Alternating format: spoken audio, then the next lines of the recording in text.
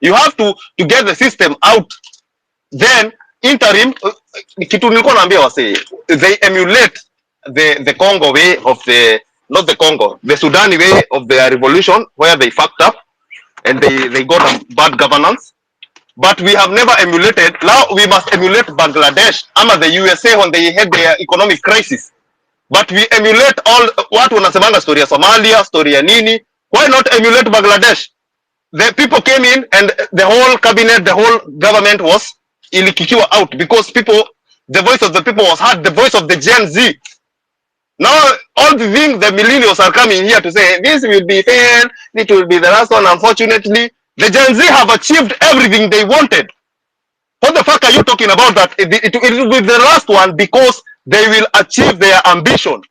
They have achieved to kick the finance bill. Then Ruto came in, akafinyilia finance bill. That's why he must go. That's where Ruto must go came from.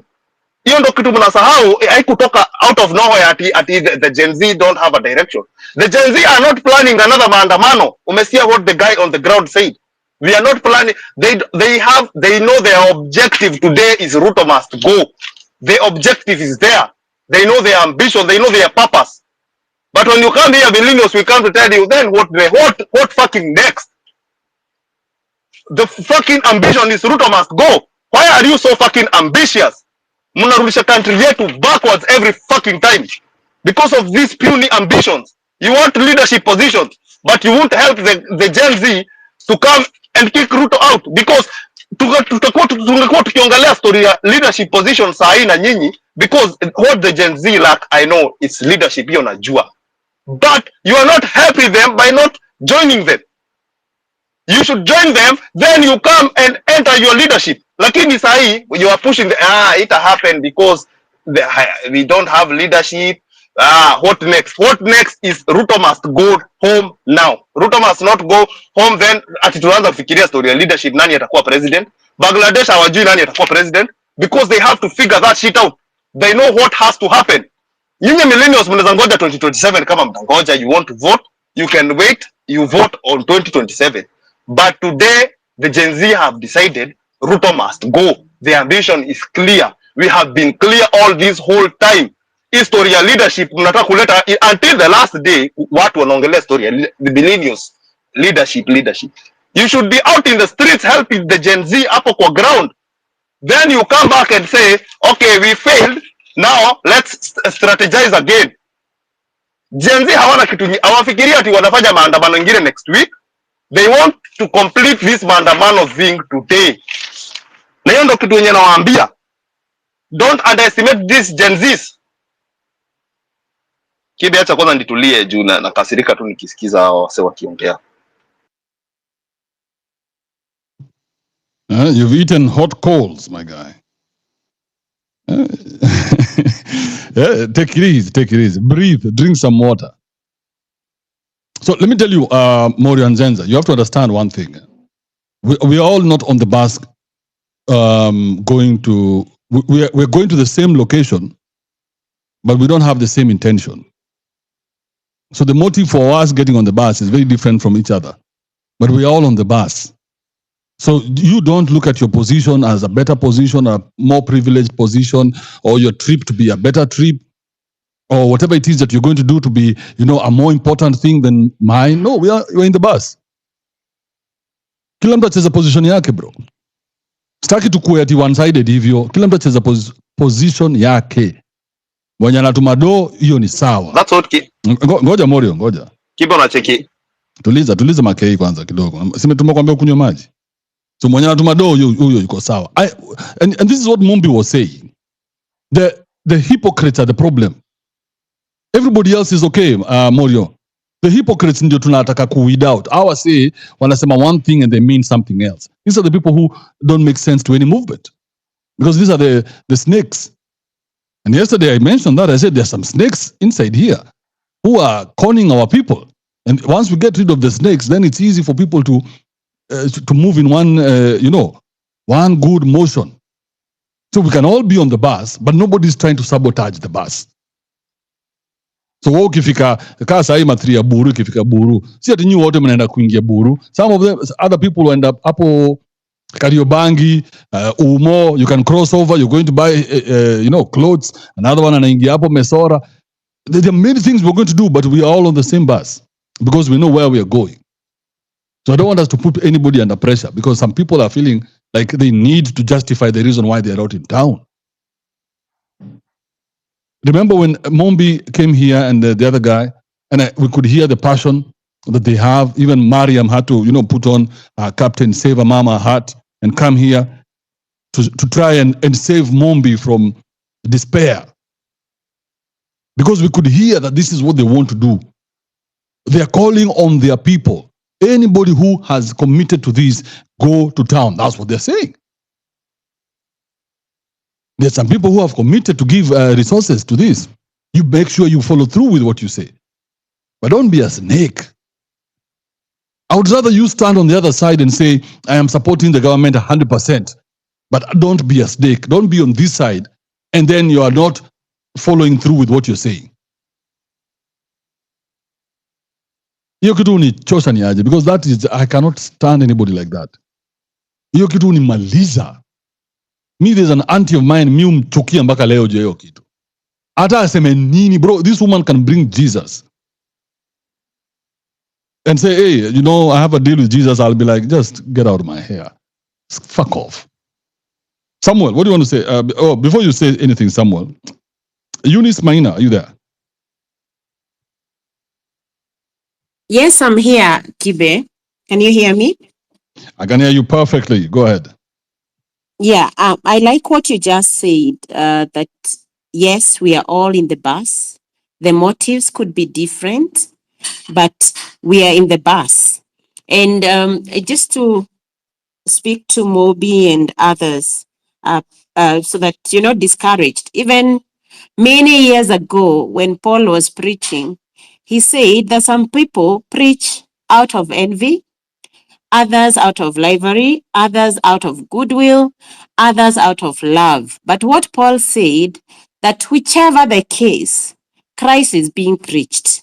So I'm just borrowing that verse from the Bible to let us know that in every movement, because that was the movement for preaching Christ, in every movement, motives are different.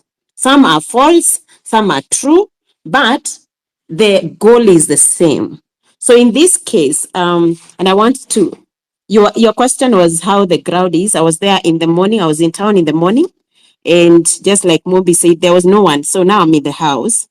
And hopefully, I'll be able to get out in the afternoon.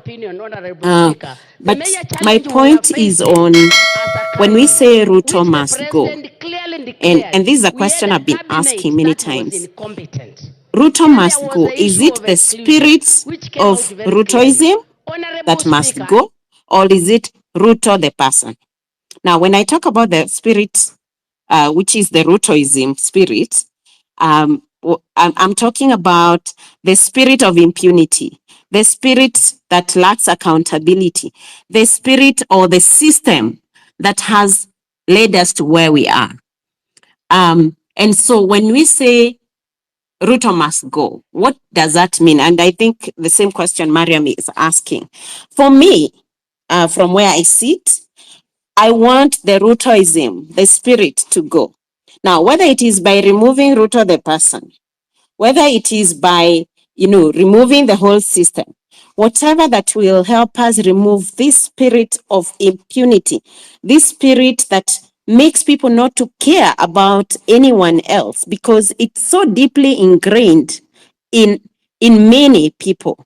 Somebody else said that if you're not corrupt, it's either, number one, you have not had an opportunity, or the cost of corruption is very high. And from that person's perspective, it means that we are all corrupt. You either just lack opportunity or the punishment is high.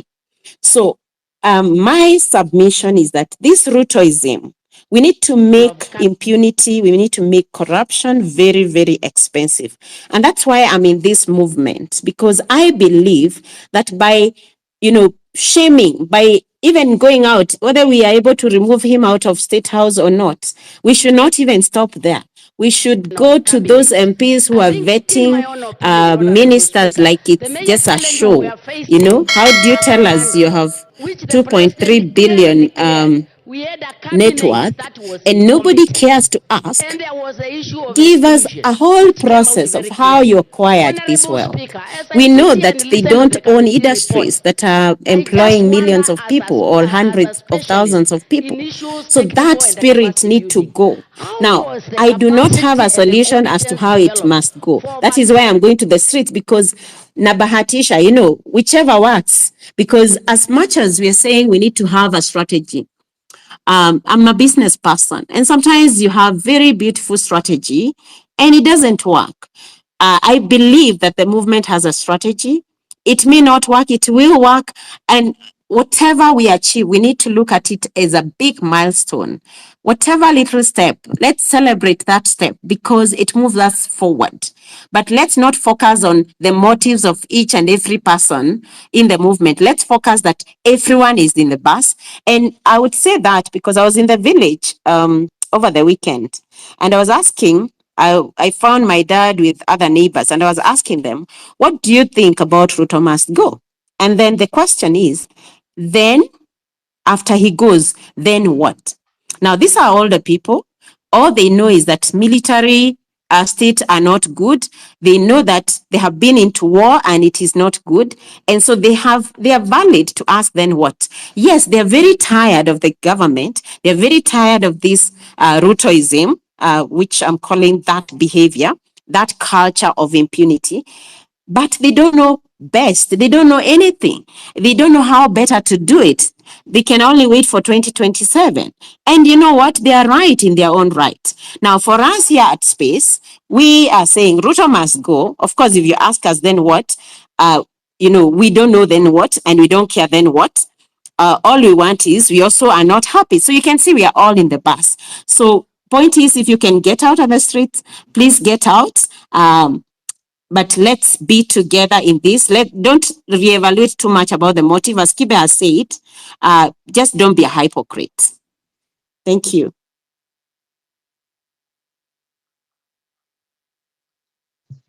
Thank you, Eunice. Appreciate that wonderful submission.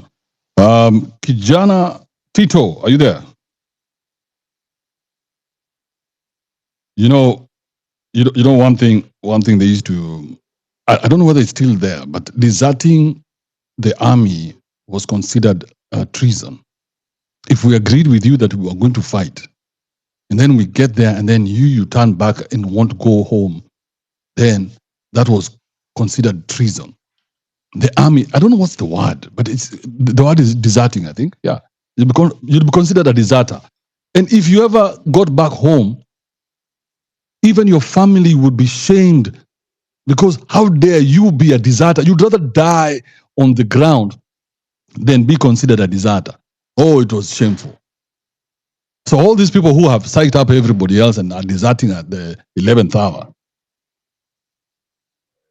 tunawaona, tunawasoma, and we shall revisit. Samuel, go ahead.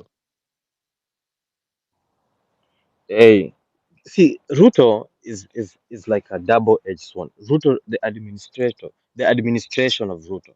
The president himself, his administration, and this current parliament that we have, it represents the cancer that we have, the rottenness that we have.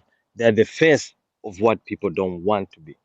Everything that they do, I could incline anything that people want right now. Young people talking about Ruto must go. Ruto is really good for the movement. Ruto just being president in a galvanized people being there, galvanized people kuamka, galvanized people kusema wanataka kutoa this guy. Every time tunasikia kibongo, every time tunamwona akifanya kitu, it's just we are done because he represents the whole system itself. The next thing hapa ni kusema if Ruto doesn't exist that position, supposedly Ruto hayuko, the question itaacha kuwa Ruto must go. Ruto ashaenda, then itafanya the Gen Z wenyewe, they have to come up then and occupy this positions of leadership, and that will be another tactic. And the moment when that fails, wakati ita fail, when watakosa commit that objection, waambia sasa Ruto ametoka, step down. Okay, Isn't that what you wanted? The administration to go down? Okay, supposing that just happens. Okay, you know what? Tumeachilia this thing, tumeachilia ship. We are out. So we don't want to hear Ruto must go because he's gone, right? Oh, okay, now what? Okay, now that will be the most challenging thing. No one is prepared to answer that because no one is prepared kwamba that time itafika. So like people wanasema, if Ruto is there, it's really good for the cause, manze. The moment Ruto anatoka, you think kutakuwa na mtu kwa anabonga about Ruto anatoka ama ataanza kubonga about what exactly inafaa kufanyika, which has to be talking about right now. It's talking about right now kusema kwenda kwa rallies. I've always advocated for these rallies. Spaces comes about media. The rallies we have is the same way. Unaona? It's the same way of kusema aje, okay, we have a rally in each and every different locations of different places across the country. Samuel. Yeah. Malizia. Samuel, I keep you here because I see you have a lot of insight, but I'm trying to make you summarize your points quickly so that you can come in and out whenever I need you, I mean, that's all. Kila time unakaa ni Samonet, bro. Lazima tukuchezea zile ngoma za Oscars. Have you ever seen the Oscar? Now you've spoken too much. Now leave. It doesn't matter who you're thinking. All right. Hold up, Samuel. I wanted to hear from Echo.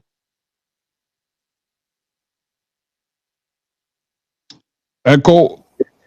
Kibe, just a second, please. Ask Ochi, uko hapo?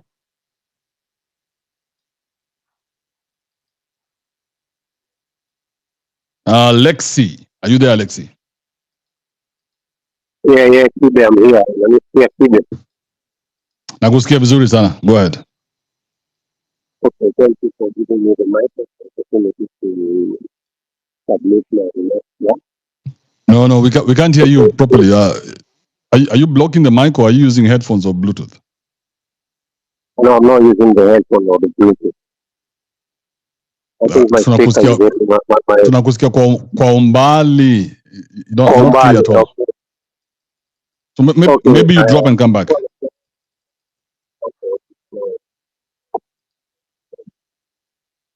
Yeah, drop and come back.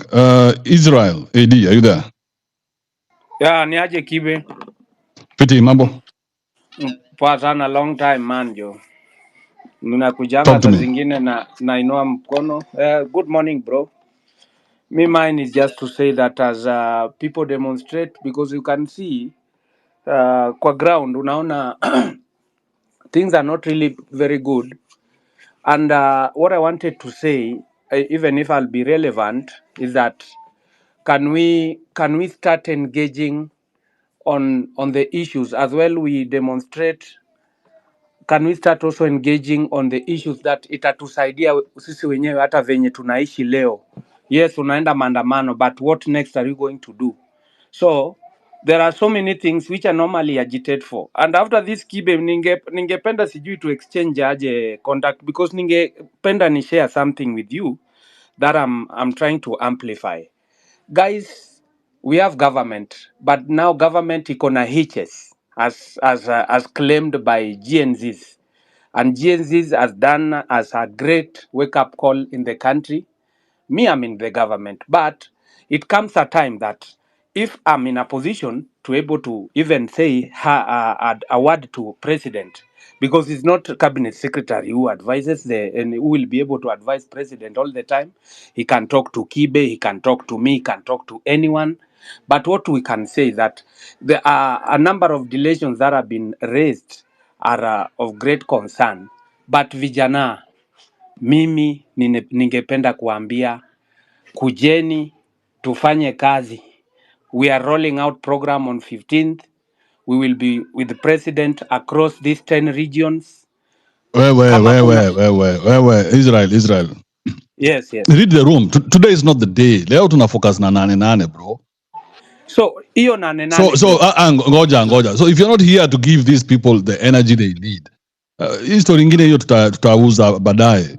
Focus. Usikuwe kama wale watu wa GNLD. Yani you only focus on your thing, and every time Israel I give you a chance to talk, that's all you come here to sell. It's good for you, yes, when you get all these people involved, but read the room, bro. Today we are discussing nane nane. As wewe unasema, hey, watanena nane nane, focus on this thing that I have that is very important. Hey, you're very selfish, Israel. Sipati watu time Okay, yao kwanza wa enjoy kitu yao before you come and water it down with yours. it is Don't you see? allowed. It is. I'm sorry for that statement then, because I'm also your brother Kibe and a friend. So usinipige sana, but demonstration, No, demonstration. I Yes, I want I want. You see, yes, you yes, see the yes, people who are on the streets today are our yes, brothers, bro. our sisters. Yes, yes, yes, yes, yes, yes. So Yes, just mute your I mic. agree. Let me put my point across. Then I'll give you a chance to speak. Just mute the mic for a second. So the people who are on the streets today are our brothers and sisters. These are not strangers. These are not aliens. These are not foreigners. These are our brothers and sisters. Their well-being is of paramount importance to us because these are the ones who they have something they are saying. So whether we agree or we don't agree, whether we believe or we don't believe, they are on the streets today. They are saying something. So today, I want you to come in here and just let's stop the debating on whether it's right or wrong because it doesn't matter anyway. It doesn't matter anyway. They're on the streets. So today, let's give them that positive energy that we are behind you. We believe in you. And whatever you need from us, we got you. Simple. Because wewe uingii kwa streets, mimi sijaingia kwa streets, Mariam yuko kwa streets. Many people here are not on the streets. Many people are from diaspora even.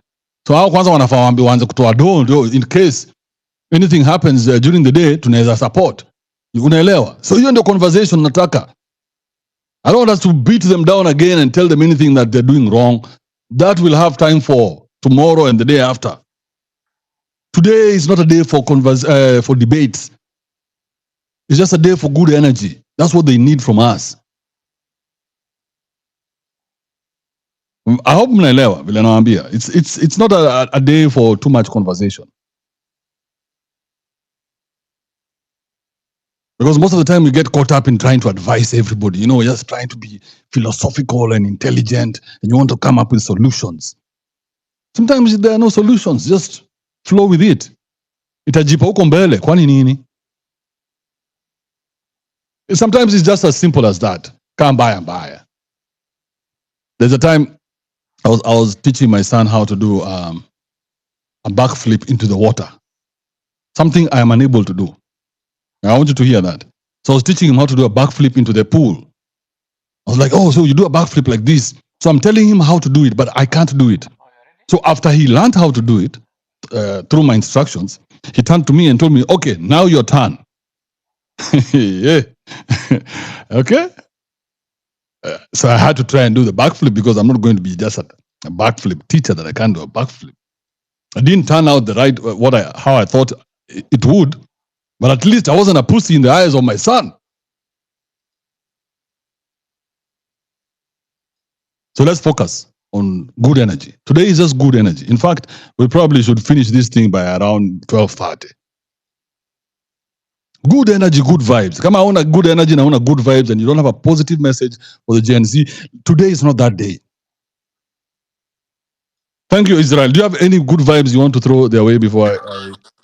Mi nataka kusema hivi Kibe, I've heard you bro, and I repeat by saying this.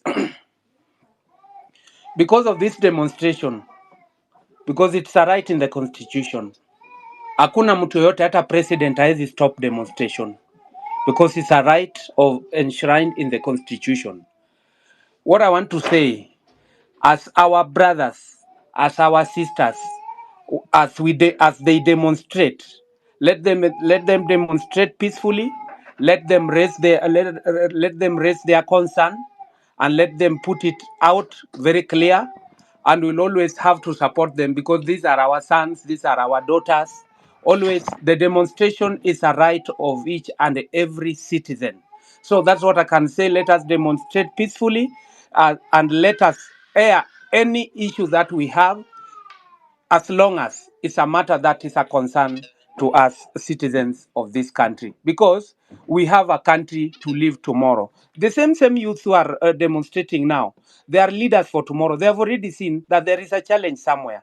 There is something needs to be done. So I don't actually defer demonstration at all cost. That's why, Kibe, I'm able to come to listen to all that is being cited here. I don't have any problem, and I've heard you. And what I can say now, that let us, as we go outside there to demonstrate, let us demonstrate peacefully. Let us air all that is necessary without any fear, because that is a right of us all. Otherwise, we are all together, and I still look forward to engage you further. I wouldn't want to be a scarecrow, a scapegoat for anything here, because by these demonstrations, guys, I'm telling you, there is a lot of turnaround that has been seen. However, very little has been done, and a lot has to be done. Cheers, Kibe, unless I hope to cross the bar line. Thanks. All right, I know, thank you, Israel. Appreciate that. D. This is Derek Pinkman. You there? Okay, thank you so much, Kibe. Me, what I want to say ni watu watoke kwa space bana. This is being lambistic, Mr. Kibe. I have a lot of respect for you, but you are an enemy to this movement. Watu wanafanya nini kwa space hai? Si tunaingia ground na nyinyi mko tu hapa mnapiga tu story. That is what I want to say. And this thing. Nane. Leo the main focus ni nane. History ya debate tutaongea kesho. Thank you so much. Umesikia, wale mnafaa kwenda kwa streets, tokeni kwa hii space. The rest of us are going to be here, D.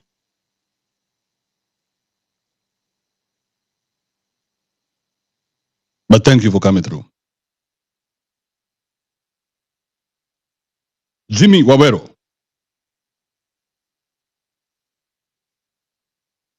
Crispinas. Yes. Kibe, can you hear me? Oh, go ahead, Jimmy. Okay, thank you. So this is my take. So it's a high time Kenyans realize that not really Kenyans, Gen Z and millennials.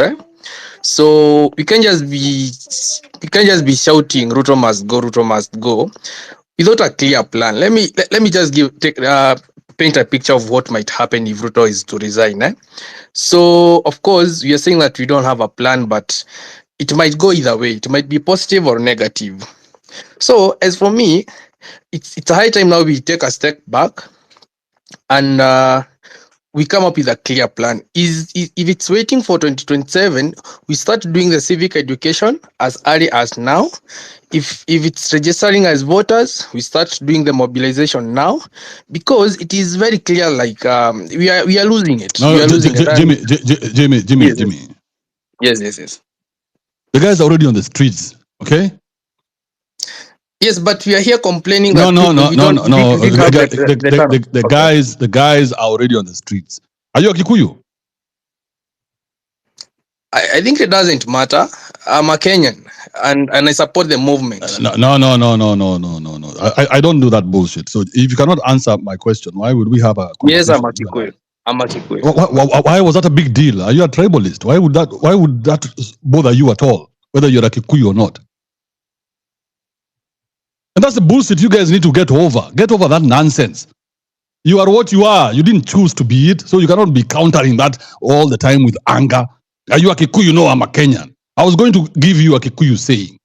That's all. That's where I was going. I wanted to see whether you know it. It had nothing. There was no sinister motive behind it. So get over yourself, okay? So I was going to ask you, do you know this saying? And maybe many of you don't know it. Modanya wago ne wago. So in Kikuyu, in translate, who is a Kikuyu here? Hold up, just mute your mic, Jimmy. Morio, are you a Kikuyu? Yes, sir. What did I just say? Modanya wago ne wago. In a translate to today being nane, maji yashamwagika. So we have to go out and demonstrate and take the country back. Hivyo ndo inamaanisha.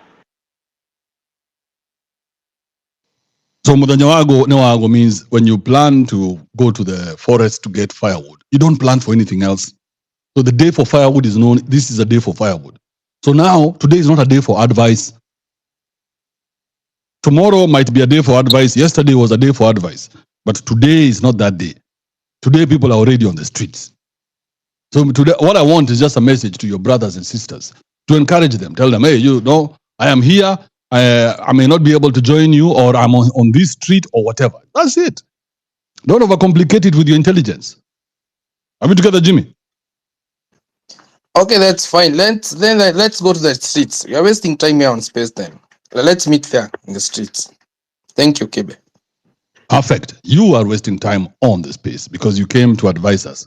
Go to the streets. Very nice. Now we're getting somewhere. All right. Who else is here? Morio, go ahead. So when you're in the streets, kitu nataka kuambia ni ati sisi wasee, mimi niko diaspora, as you know, mimi niko Saudi. So as of today, I will wash even more Arabic diabs for you guys. Tunatuma pesa, so financially msiwori, tunatuma pesa, so just know we have your backs. Hiyo ndio kitu nataka kuambia. Leo imefika 8:08. Hapa kuna story nyingine, sijui what next, sijui tuna plan what leaders do. 8:08 ni leo. So hii story ya kushinda hapa tukienda back and forth, you know, sijui Muhammad sijui nani alifanya nini. Hiyo shit hataki kusikia saa hii.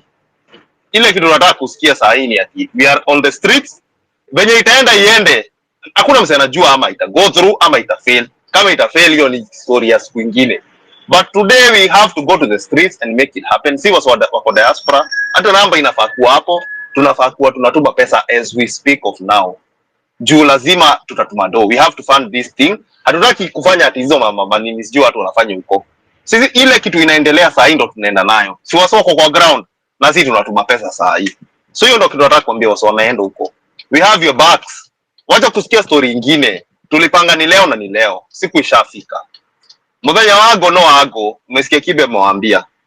So wase endeni kwa streets, wanyanaenda kwa streets. Acha mimi nibaki hapa na Kibe, tubaki tukiwapea do. Sisi mimi labda niwapea do.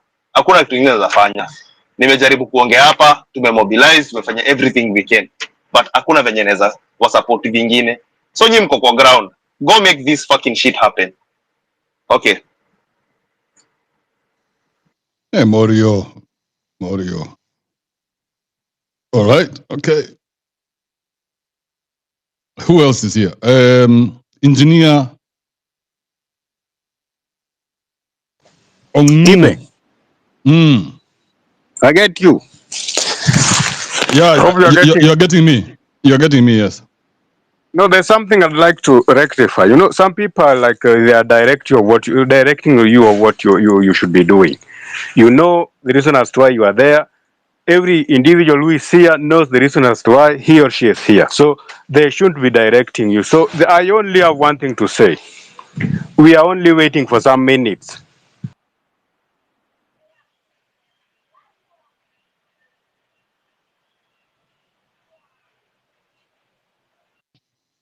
Well, engineer, where are you? We lost engineer. God damn. Engineer.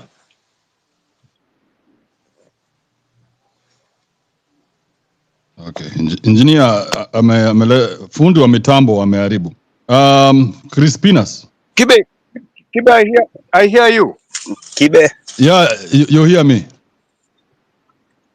Yes. Go ahead. You are saying what? We are waiting for a few minutes for what? To do the changes that we should be doing, Kibe. You know, today is 99. I think you understand this best. Okay, so it's like a coded message. It's like a parable. Yeah, just that.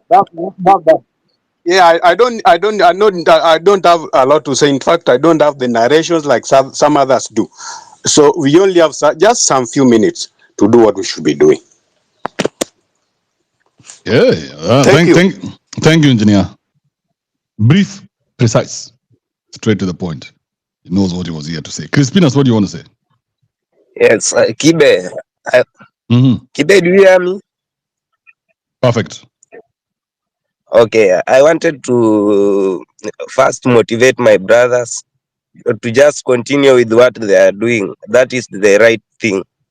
Kitu unajua, si tuko mbali, hakuna vile tutafika kwa hiyo maandamano, lakini kitu yenye inatuma these people are being tortured. Na unajua sisi tukisema watu wanauliza what next if Ruto goes, that one should never be the question, because huwezi uliza mtu what next. Nani alijua baada ya wewe kuzaliwa ulijua nini itafanyika? Tulikuwa whatever situation that bring us to there, it doesn't need to lead to another suggestion what next. Kitu yenye si tuna feel pain. Watu unajua tukisema Ruto must go, it started when he started killing us and we feel the pain. Na sasa hiyo ndio imetu pressure, na tunasema kwa sababu Ruto si Ruto peke yake, Ruto as system, na hiyo system ndio tunataka tuitoe. Wakati watu wa Burkina Faso, their president alisema wakati people feel they were not okay with the government, there was a coup planned by young youth. In fact, the president of Burkina Faso is a young boy. You know, let's not say even he's an older president, but in fact he has wisdom more than the older that were beyond him. So for me, kitu yenye watu, in fact watu waende kwa streets, support yote yenye they need, we shall gather for them, because hatuwezi sema Ruto must go na mnasema ati are we fighting with the spirit, are we fighting Ruto as a person, as the spirit? Let him go. You cannot remove the spirit. Since he was born, that is his spirit. You cannot change that. And I feel I feel pathetic with those people who want to sympathize with the guy that you know we should talk in a good way. There is no good way. You know, when you are fighting, you don't tell somebody that don't beat me on the eyes, don't beat me where whatever you will hit is the point where you will you will hit. You don't care what will happen. God is the one who cares what will happen, because he's the one to decide everything. So that should never be a question. I feel most angered with the way some people are here sell out. Yes, they are requesting for mic, but their point is to neutralize the idea. They spoke in a very soft way to neutralize the movement, and that is what angers us, because we cannot be neutralized by the way people talk in such a way that they have some tactics in psychology where you can drain some people's mind the way you want.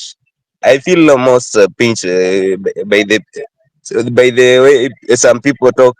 And then I think my last point, people are being divided here by being told that by the government, as some are, you are Kikuyu, you are what, they want to divide you with your tribal lines, so that you may feel that Kikuyu want to take your position. Kikuyu want, and I want to tell my brothers from the Kalenjin, it doesn't matter of the tribe, but for me, I feel pain the way they are too much uncivilized. Yes, they are learned, but their mentality is uncivilized. The people, they don't want to learn. They feel that when they have the government, they own everything in the universe. That is not the case, because no matter, after Moi ruled for 24 years, he never changed anything. After Kibaki ruled for after leadership has been on other people's tribe, it has never changed the life of your parents. So just we want, we are Kenya being a sovereign country, has been colonized, is still not sovereign country, because ukiangalia kuna other external factors ziko, tuko na military kutoka other countries, of which inatufanya not us being independent, na inatupush to that anger. Hata tukisema Ruto the spirit, Ruto the what, Ruto the motherfucker should go. I feel like he should never be existing. The people killed their brothers, no matter what. I just feel Ruto should just go. I don't care who will be there, even if it is a goat, you choose a goat. Let it be there. We direct it the way we want, but we cannot have somebody who kill us and yet want to rule us. How? While you are talking, feel the empathy that those family have been lost their beloved ones. How do they feel when somebody wants to rule you even further, even not being shameful for what he has done before to others? You just want to rule. In fact, that one tells you the guy is a murderer. The guy is anything. He doesn't care whatever you feel. He just after leadership. He doesn't care about you people. And wherever wherever you are, just know you are fighting your own battle. The government is not on your side, and the politician, they will never be on our side. We must understand ourselves. In fact, everyone should Maliza, move out of the Crispinas. Hey, 1 minute. I think some few seconds. Finish. I want to tell politicians they are not there to help us. In fact, they bring them together so that they can look the way to navigate how to take the country to their. Okay, Kibe, thank you. You see, now you fell into the same trap that I've been trying to tell you to get away from, the trap of complaining. Because these people you're talking about, don't listen to you, and the people who are listening already agree with you. Okay, so the people who are here are already in agreement. Of course, apart from the ones here who are here to spy or the haters. But the majority of everybody who's here, they agree with you. So whatever it is, the pain that you feel, they are feeling the same pain. The same issues that you have are the same issues that they have. So they have seen what's happening. So I don't want us to get caught up. Mute your mic, Crispinas. I don't want us to get caught up in doing this over and over and over again, because this doesn't take us anywhere. Today is a very simple day. It's Nane Nane. Our energy should be towards the Nane Nane movement. So the anger and the debates and all that put aside for today. Today the energy is for Nane Nane. Our brothers and sisters are on the ground. Let's not pretend like that is not happening. Right? That's all. So let's focus on that for today. If Mombi is on the streets, we still need to hear from you. Mombi, if you can come back and tell us what's happening on the streets, like from a very objective point of view. Jimmy, what's up? What's up, Kibe? Talk to me. I was gonna say that ulalia masikio kiasi hapo hivi. Kwa nini? Because I think you already established as a media house in a way, so you already have people who are going in there as civilians, but they don't have a raw footage or a raw way to show how what's going on in there. And you as a media house, in a way, you should find a way patia service za press na mics kadhaa ziko na jina ya media house yako, and then Kuma nina zako wewe usiongee kitu kama hiyo. That's nonsense. Unaongea nini sasa? What are you saying? What are you saying? But Jimmy, you're a very useless fellow. So you're telling me now when you've seen the idea, hasa unakam kuniambia wewe umelalia. Where were you 5 days ago? Niambia, hey Kibe, take this $2,000. This is the idea. But you don't have that. So you're here just to bitch. What are you here to tell me, bro? You're here to tell me what I should have done? No, I'm just thinking right now. It doesn't make a difference, bro. It doesn't make a difference. We are here today now. So whatever we could have done didn't happen. And now you have seen an opportunity. So you can do it. Can we pause that? Can we pause it for the future? I'm saying you can do it in the future. Not so me. Can we pause it for the future? So the next time when you see an opportunity, you send me $2,000 and tell me, Kibe, this is the idea, see it through. That's the kind of conversations I like, Jimmy. Don't you know that by now? Instead of coming here to bitch. Yeah. I'm not bitching, bro. I'm just, it's a conversation. Why are you talking about something that doesn't exist? Can we talk about Nane Nane? It's happening on the ground right now. Why don't you want to focus on that, my guy? Something like this is going to happen again. So now you know how to do it. the raw But guy. no. He's Now the you know main. how. Now you know how to do it. Don't tell me what to No, do. Come and let's do it together. okay. Yeah, but don't be a bitch from the sideline. How am I supposed to know what your dream looks like? It's not my dream, bro. I just okay. I understand what you're saying. This is your dream. You saw it. You have seen it. So you come and put your your money where your mouth is. No, Otherwise, I just saw it who do I look right like? now. I look like I'm botched to be implementing your suggestions. No, I just saw it right now when these guys were speaking. They're saying that they're going in there, but we don't know what's going on over there. So I'm like, the only guy who has a picture of what's going on over there, based on how we're seeing it, is people who are speaking on this space. So who's that guy? That's Kibe. He already has a media house, so he has a raw thing for normal guys to go in there and record and centralize everything for people who are not able to I be there. have no problem doing anything. I just want when you see the opportunity, you bring it through the front door.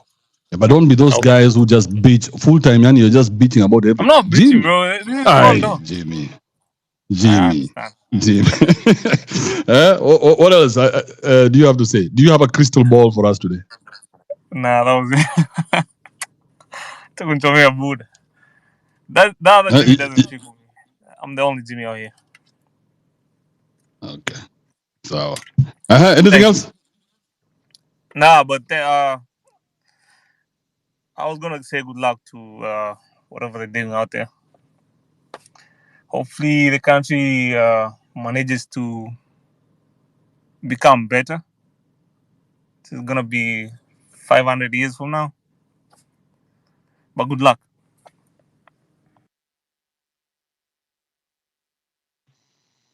That is such a weak way to end your submission. Yeah, maybe 100 years from now, things might turn out in your favor. Fuck you, man. Kwanza, wait, let me put it up. Jimmy has never contributed anything, anytime, anywhere. Puny ass.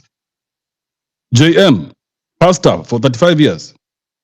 Is it reverend or bishop? What's up, Kibe?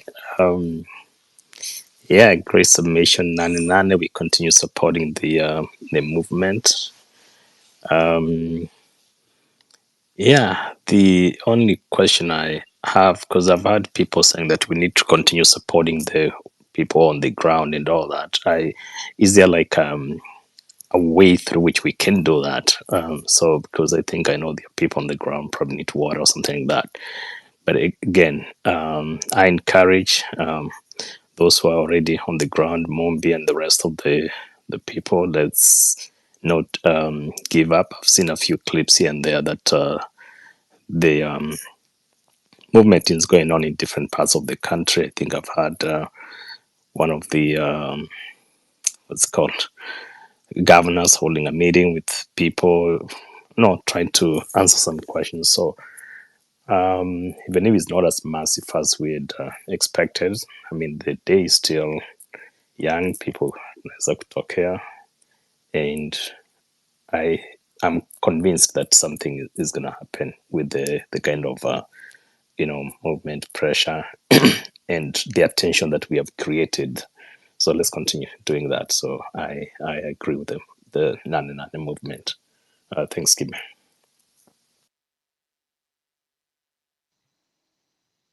Hey, pastor. That must be the shortest sermon you ever preached. I know. Like saying, Jesus wept. It must have felt like that. 2 words, shortest sentence in the Bible. God damn. One day we'll discuss that Jesus wept story. All right. Who else is here? C.S. Enoch Ombui. Are you there?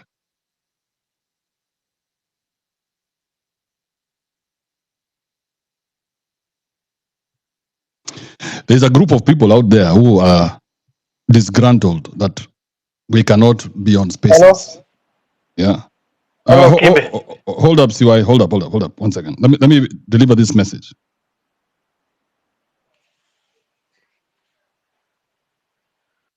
So there's a group of people out there who are not quite happy with this space that we have here today, because we think they should control us, what we do with our lives.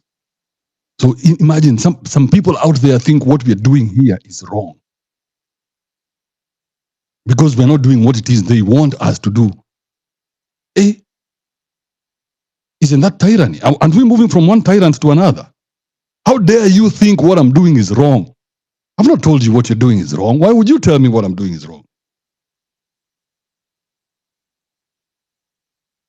How? Yeah.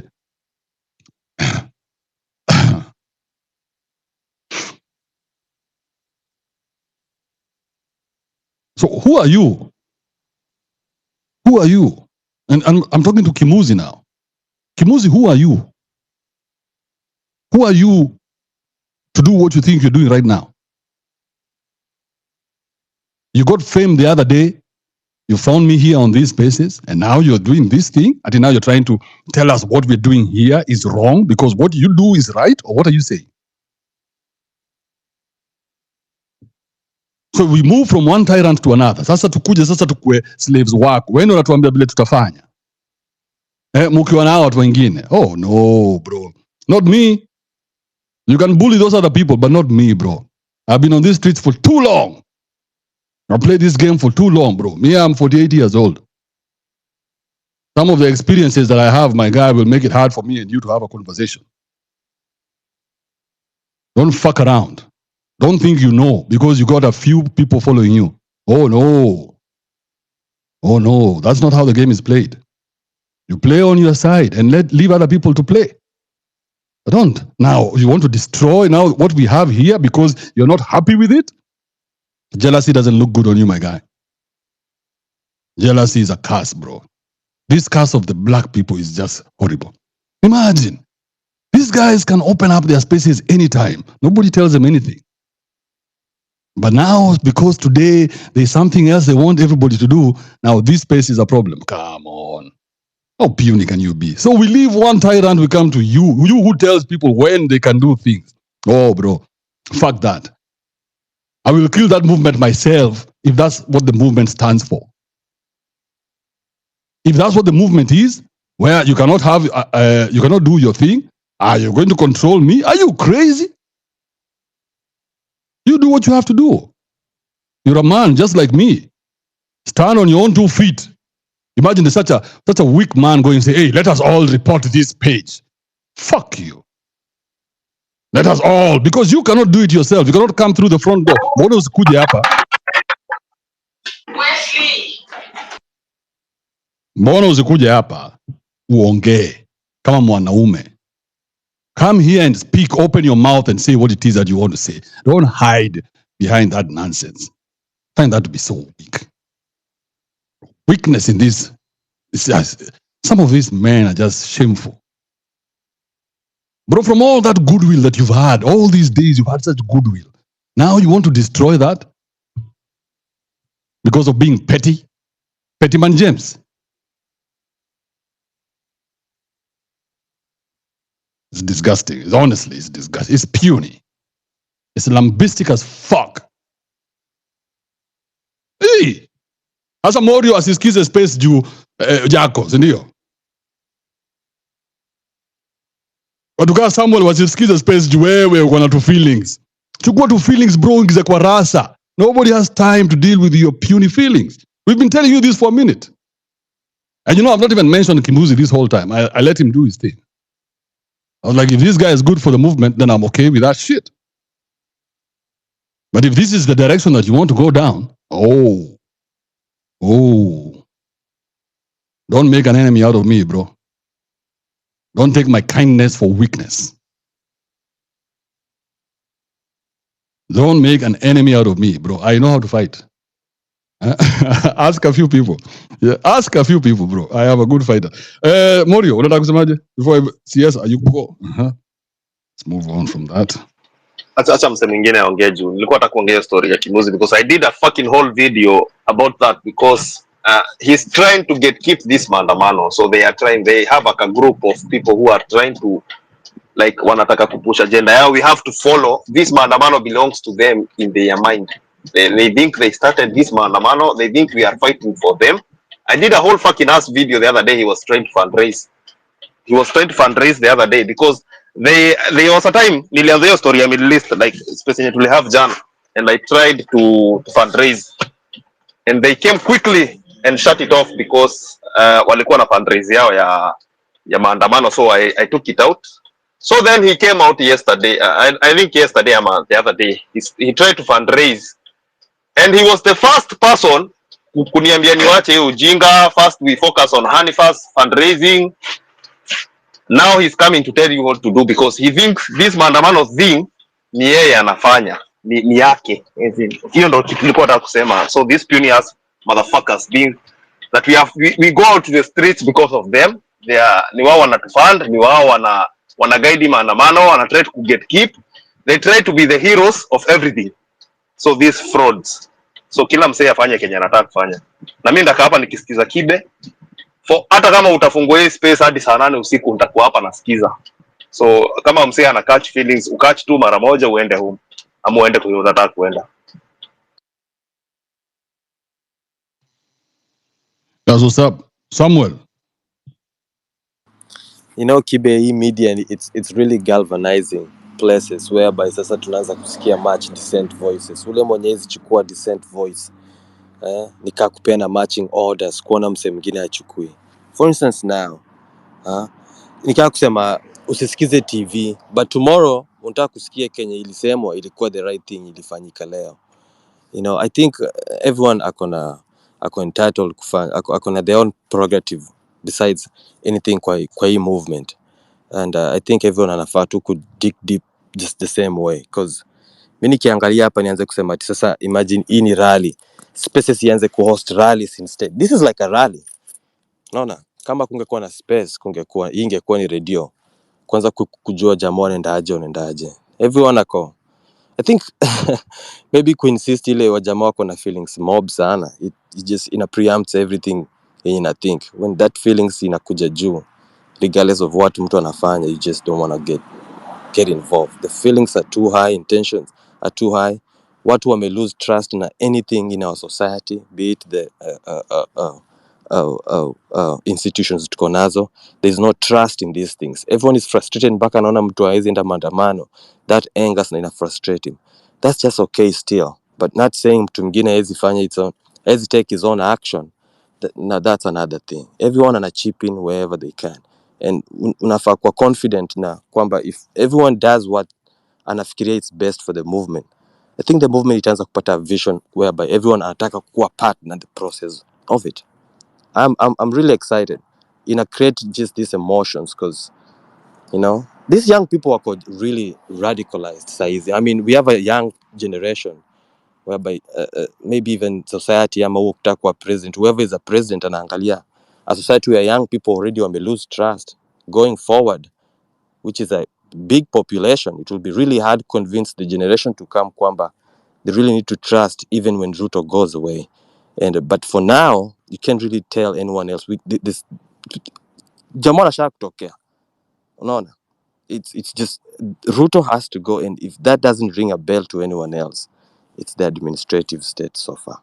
So I think everyone voices zinakuwa hard, but kuambia mwingine your voice is much ati yako ni better kushinda mwingine, I think that's not what this movement should be about ama inafaa kuwa about. And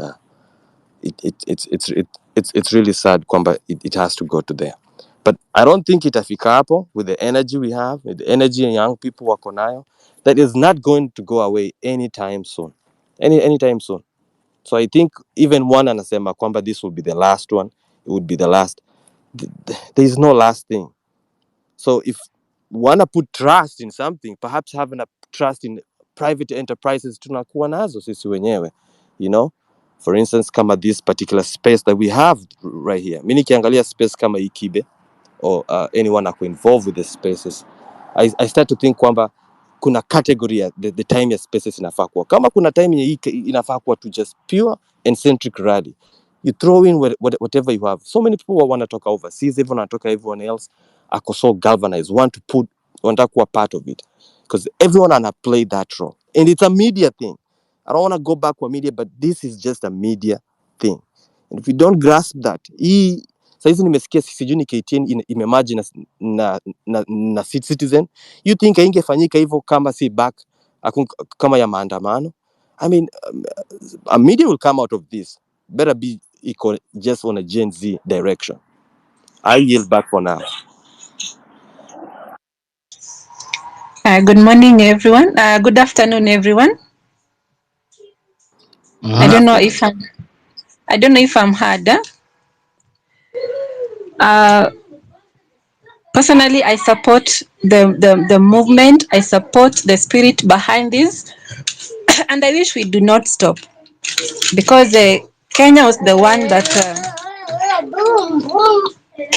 that inspired Bangladesh. They inspired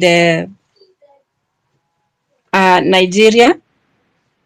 So I think we should support each and every person on the street. Personally, I can't go on the street because I have a little kid. Lakini I could have been there.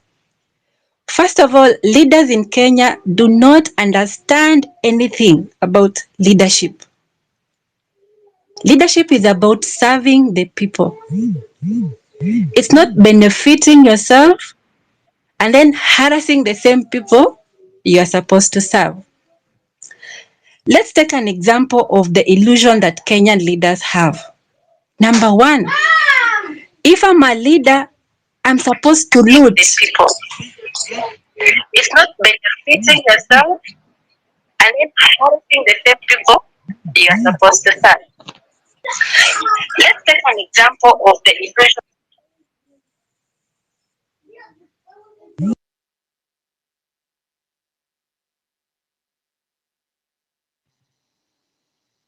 Who was that who was talking?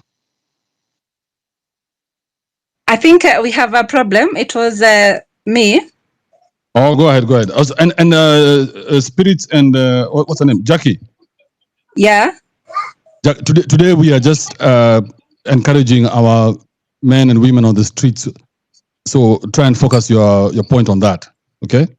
Yeah. So that's the reason why. Less of the complaining and more of the encouraging. Yeah, I want to encourage them. Like we have an objective. You know, some people are saying the young people do not have an objective to be on the streets. Actually, they have the greatest objective to be on the streets, and anyone who is not in a position to be on the street should support. Like there's a lady in upcountry in Kakamega. She's a deputy in a school. So the Form 3s and Form 4s, the alphas or Gen Zs in that school, wamechanga pesa. They were asking, where can we send this money? You see, those are kids in high school. They're also feeling that this country is going the wrong direction. I can tell you that those in the streets, I'm a teacher personally, some of them are my students. Form 3, Form 4. So like, we should encourage them as long as they're there. And this fight should go on. If we all have an opportunity, we should get out. In fact, so that all houses should close. All of us go to the street. This is not complaining, Kibe, because I always follow your talks even on TikTok. Allow me to say this.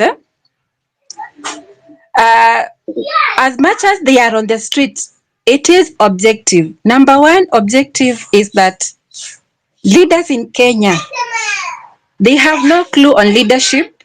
Sasa mtu kama Aisha Juma anaenda kufanya nini whatever post amepatiwa, ambassadorial post. The lady has no idea about leadership. She has never been in any HR class. And I pray that the new Kenya we have, for someone to hold any position, that person should, number one, have a diploma in HR so that they understand the basics of leadership. Number 2, at least they should have a class in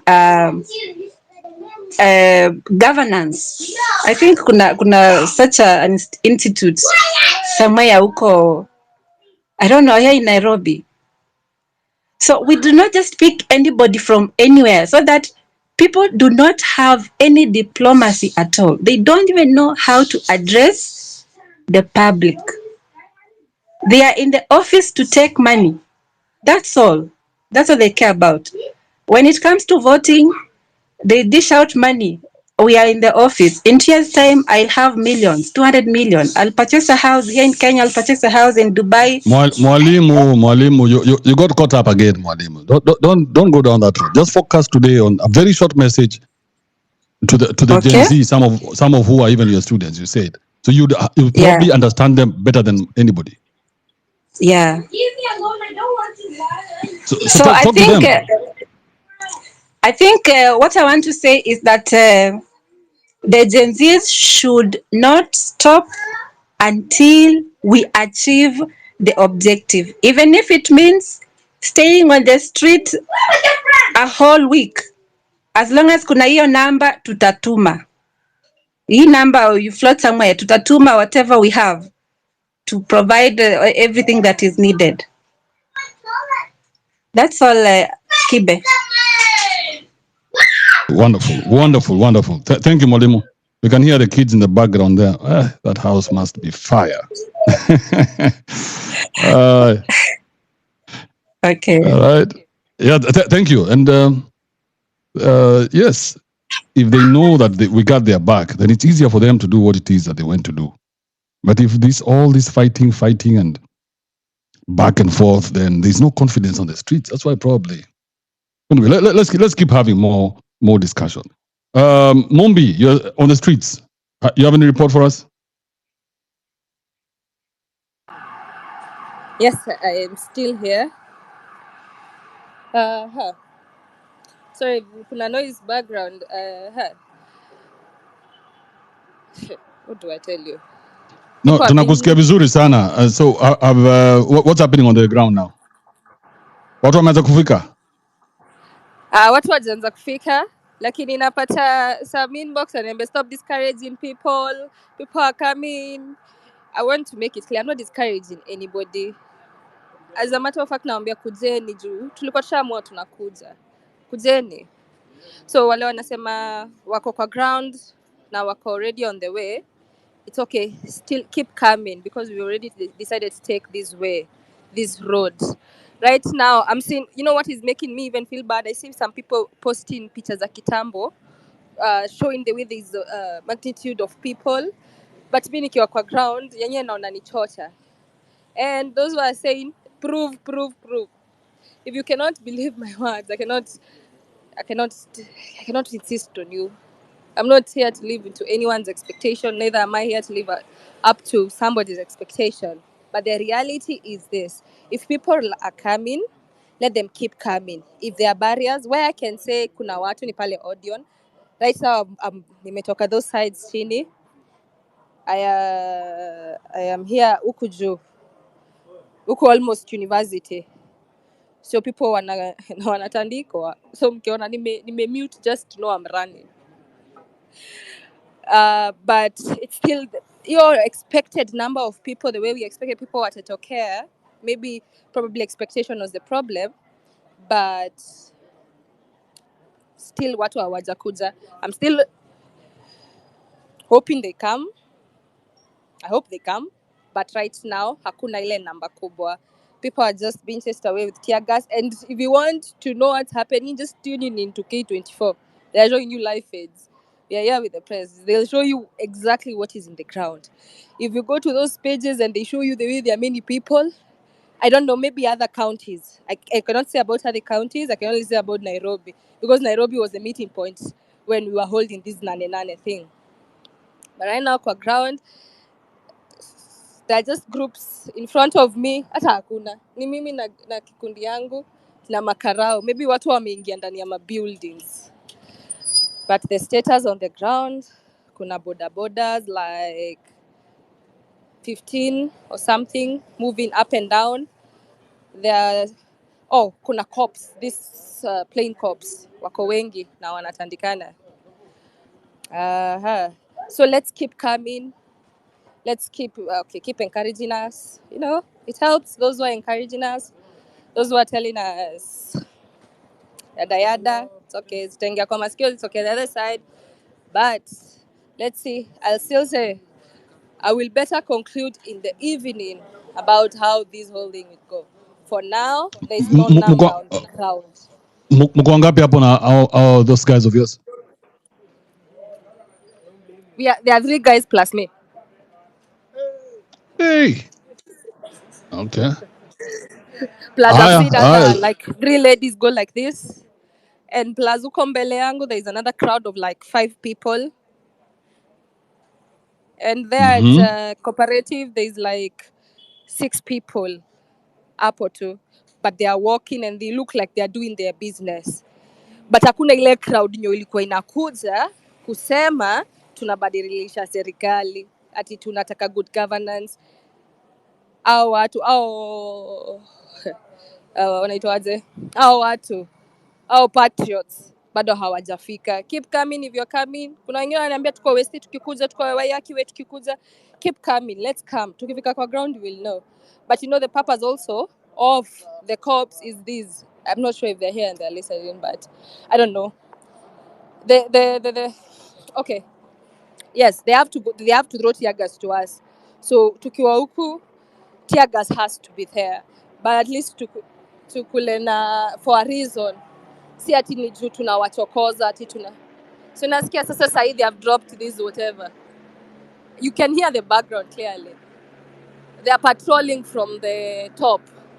Huko juu, you can hear them. So, but these cops when you wako in plain clothes, there are lots. There are a number of them. So keep the space open. For those who are saying space isikue, my opinion they were for wasiweke space juu wanajua kile walikuwa intentions zao. I think Kibe umeweka space inatusaidia sana to communicate. Juu hata anything anyway, if something happens, at least I can scream ya kiasi. But thank you for the space because it is helping. It is helping monitoring and truly showing whatever is in the ground. So that when we go back home or jioni or the outcome, we'll be able to discuss other matters because the end goal is still there. We want a good government. We want less corrupt people. Me, I'll still insist on that. When you hear me, I'll say that is what we want. And I feel we've not yet discovered that road. So we have to move fast. Hakuna time. Juu sahi CSs wamekuwa ushered in. So let's move. Mkisikia nikiwa emotion, lol kiasi, just consider I'm a lady kiasi na nakimbia here and there and I'm a lady. Don't take the emotional part but listen to whatever I am saying. It may come out emotionally but I am just like trying to pass a message. Let's not incite each other for no good reason, for something that will not bear fruits. The fruits that we want to bear is good governance. Good governance is less corruption, good leadership and good governance. Thank you again. Na kwa ground tena nina repeat, iko empty. Hii street nyo niko, Moi Avenue, I promise you it's empty. You can only be one place at one time. Right now niko Moi Avenue. Nikifika huko chini, I will be able to tell when I'm down there. But so far palimeenda huko Uhuru Park, huko chini, huko nothing, no people. Jioni.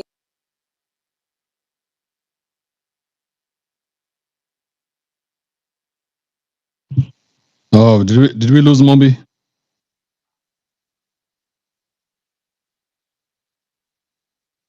Yeah. Okay. I thought it was just me. All right. Let's wait for Mombi to come, but she's already delivered her message. She said she's on the ground and she's waiting for all the people who promised they were going to town. People who promised the maandamano, the biggest one, nane. You go. The movement is waiting upon you to do what you said you would do. University of Nairobi. Okay, UON comrade. What's up? Are you on the ground? I can't hear him. CY, can you hear me?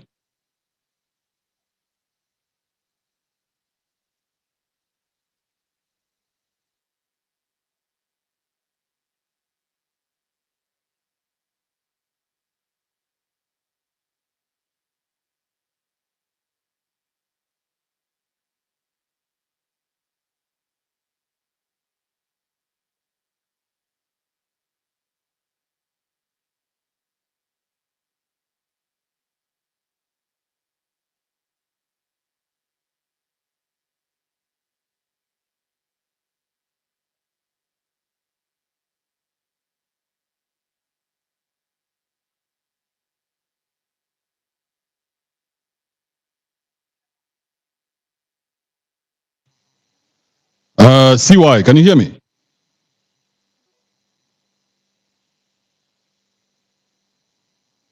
Oh shit. Wait, Samuel. Yeah, Oh, we're back, huh? Kibe. Why is it? Yeah, why is everyone so silent, man? Nikama, I don't know. Connection, I think. The connection. Even me, I had to Bana drop Kibe, and come back. Kibe, unajua wame push update sasa, ndo maana nimefaka hapa, hata nilihave kwenda kuupdate, imenoti iko na glitch, ndo maana iko na wanafanyanga hiyo ujinga. All right.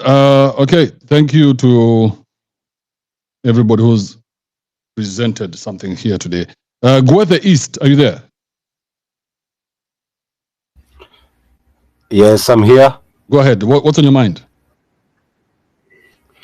Yeah, I'm so happy with what has transpired between June until now. The movement so far for me has been very successful in their pursuits to achieve what they have wanted, and this movement. For me, I believe it's not something that will happen in 1 month, 2 months, 1 year. It might take a lot of time, but I want to encourage and pass the message that we need to continue pressing on, even though a lot of people are being killed and a lot of people are being arrested. So the people who had said that they want to come out, you come out in large numbers, because the people who are in power, they don't really care about our well-being. We have seen that, and the mockery that is within the corridors of power is too much. The oppression is too much, and for the young people, this is a step into building the country. Our industries have been killed. There's no production in this country. Most of the industries have been taken over by cartels and people who are using it for their own interests. So I just want to applaud the people who came out for taking the risk, because this is part of rebuilding our country into something that is great, like it was years before. So thank you, Kibe, for giving me the chance. We have laws. Our laws are very good. I can say that. The problem is the enforceability, how the laws are going to be enforced, because we find that most of the Where the Apple, thank you, Gibe, for giving me a chance. yes, this is my signing off comment. So sign off in like 30 seconds. Don't sign off for 2 years. Yes. So our enforceability is the problem, whereby our officers or the people who are supposed to be enforcing the law they don't do their job well. So I think that is what we should be looking into when we are trying to change the system. That is all. Thank you. Oh, thank you. Thank you, Gwether East. Appreciate that. And you know what I'm getting from the submissions, the difference in submission from between women and men is that the women are more up and go. The men, we are more diplomatic. Why is that so? Is it a flaw or is it a strength? All right, University of Nairobi comrades, are you there? Yes, of course, I'm here. Can you guys hear me? Yes, perfect. Go ahead. Yeah, thank you so much, Kibe, for holding this space. By the way, it's always a good initiative. Na thank you for giving me this opportunity to speak. Of course, niko grao and nimekuwa hapo Moi Avenue, but it's a sad state of affair. Why? As a University of Nairobi student, acha tu niwapatie a snippet of what is happening. I believe the nation is listening. Now, this is the sad state of affair that is happening. The University of Nairobi student leaders wamepata, they are in bed, and it is a sad state of affairs. They are in bed with the oppressors. Unaget, like prior to these demonstrations, they had visited one of the offices of one of the top leaders in Kenya. Wakatoka huko na brown envelopes. Now, this is what they have done. They have held a parallel meeting. It's a baraza of sorts with the students. So today wako huko wanapewa 200 shillings. For those who are not in Kenya, 200 shillings ni $1.54. Imagine $1. Ndio usitoke streets. And it's so sad maze. University of Nairobi student leadership ingekuwa smart sana venye ilikuwa hizo enzi za kitambo. I believe that they would hii nane match ingekuwa something else. I want to draw parallelism with Bangladesh. Bangladesh was mostly a student-led initiative. Ni students too solo. Sahi ukiingia streets, it's the Gen Z that are there ni wale the old Gen Zs. The young Gen Zs wako they have been compromised, and it's sad. I've seen also there is an event in MKU. I mean, what is wrong with us? What is wrong with us as students? That is the only thing that I wanted to bring to the attention of the nation. Maze, let me sign off, but thank you, Kibe, for giving me this opportunity, Maze. Big up. Thank you so much. Man. So you guys feel the betrayal somehow? Yeah, the betrayal is so deep. It's so deep. It's yani for $1.54, 200 shillings unatenda baraza huko nje, wase wanapigania haki. People are speaking against bad governance. People are speaking against, but here Freedom Corner, they call it. We have a Freedom Corner here where students address their issues. Do wameka that event, and the event is about, I don't know, it's gossiping about the new VC. That's what our University of Nairobi Student Association has invited the students to do. Man, I don't know if we are trash. I don't know. I really don't know what's wrong with the students. Really, I don't know. Truth be told, and you guys know it from history, that he movement. Imagine State House is just a 5 minutes walk from here, University of Nairobi. Wote tuko hapa Kileleshwa. We are here in Dagoretti North constituency. State House ni hapa tu nyuma ya klabu. And say the university, we cannot say that the university does not have numbers. We have all the numbers. So hii movement hata mngeachia UN during those times maze ingekuwa fiti sana. But sad to say maze, most students cannot come out because of the 1.54. And it's so sad, maze. So yes, there is betrayal. But for the guys who are yet to be compromised, tuko kwa streets, man. Moi Avenue is a bit ni kama ni no man's land sahi, but watu tumedisperse kiasi juu any form of coming together unarushiwa tear gas, and man, it's so sad, but that's where we are. Thank you, UN comrade, for giving us that wonderful update. it's a good update because at least now we're getting to know the real truth on the ground.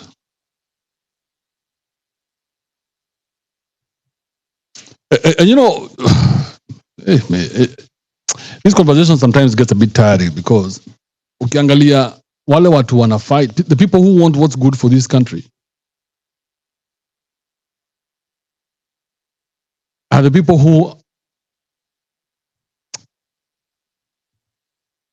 this is a very, very, very delicate subject. I'm really wondering how to navigate it.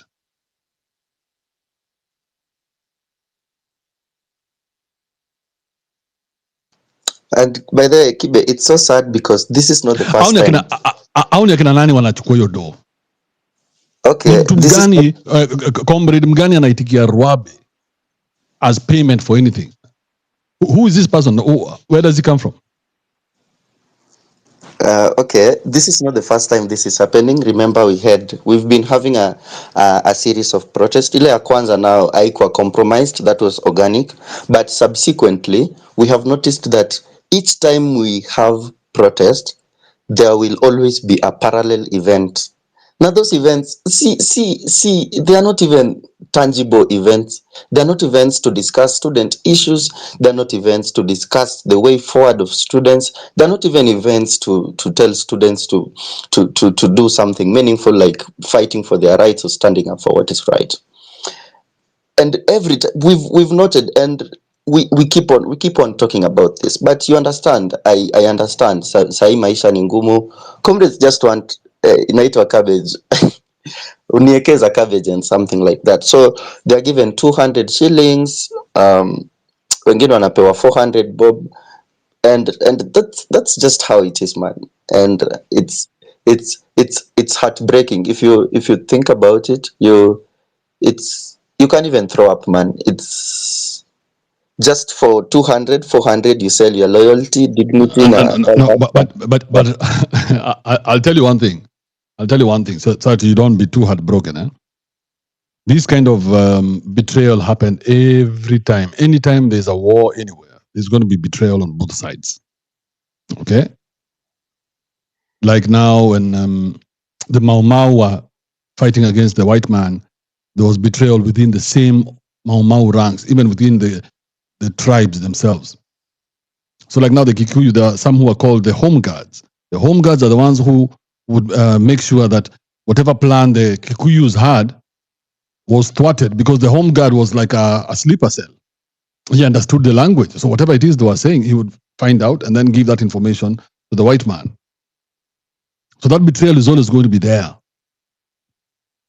And now this home guards, and it took a very long time before that stench of the home guard could leave, because everybody looked down upon them. Because even after the independence, everybody looked down upon them like, you guys, you are the traitors. And now even those families were known as families of traitors. So being a traitor is as old as prostitution. Yoni kazi watu wamekomaa nayo. And how much would it be to compromise these people?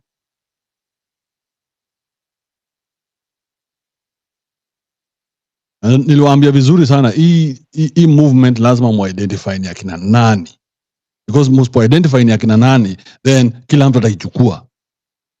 But the movement haina watu wanaweza pewa so mbili. So hao watu wanapewa so mbili si watu wa movement yenyu. Identify your team, identify your people. Don't look for the big numbers. Just make sure you know your people. Those people are the ones who are going to give you everything. Two people who, I don't know if you've had this example. I don't know if it's an example or. They say that a guy who has a gun and knows how to use it is better than 10 who don't know how to use those guns. Imagine one guy who knows what he's doing is better than 10 who don't know what they're doing. So don't look at the numbers and let the numbers discourage you. Watu wa cabbage ni watu wa cabbage, na watakula cabbage forever. How, some of these people are getting into the University of Nairobi so that they know it's the easiest way to get into government. So for them, their path is clear. They're not fighting for the same rights you're fighting for. Them, they are coming to join the system. They love the system, the way it works. They have seen it from shags. They knew what they were doing even when they were studying. They were like, I want to go to University of Nairobi because I know that's where Orengo went, that's where Babu Owino went, that's where you who went. I want to go there and I want to use the same path. Look at Babu Owino from the time he left campus. In fact, while he was in campus, he vied to be MP. You guys know that? So these people are government. So do not look at the university leaders as people who can help you. No, not in this day and age. Until you propose a bigger monster. The university will go to whoever is the strongest. So if you're the bigger monster, then the bigger monster will take over, and then now you say, to hell with what already exists. But thank you for that wonderful update. If anything else changes on the streets, would you be so kind to come back and tell us? Oh, of course I will. Thank you so much. Appreciate that. All right, Erim. Yeah, good afternoon guys. Mimi niko Githurai na hali si nzuri, hali si mbaya sababu kila shughuli imesimama Githurai, na kufikia sasa bado hakuna shughuli ya maandamano ambayo inaendelea. Watu wamezubaa tu, maaskari ni wengi, lakini wazee naona yani ni kama hii movement inaendelea kuenda ikiisha nguvu sababu ya watu wachache. Tunakuja hapa tunachocho kwa mtandao vizuri, tunaingia street, lakini tunajipata street watu wachache. So kujaribu kuingia kuanzia the protest mkiwa watu wachache inakuwa ngumu. Alafu kitu kingine ni tusijali hata kama shughuli inaendelea vile inaendelea, turudi nyuma tu strategize. Sababu manze ikiendelea hivi mambo itakuwa mbaya hata zaidi. Kama saizi tunaona tu ma helicopters zinauva around Githurai hapa CBD. Hawa watu washajua njia zetu, washajua kila kitu ambacho chenye tuna plan. So ni vizuri naona turudi nyuma, tupange mipango yetu tena, alafu tutatokea baadaye sababu hii story ya street naona imekuwa ngumu kidogo. Thank you na muendelee na hiyo moyo manze, tutakomboa inchi siku moja. Thank you Kibe.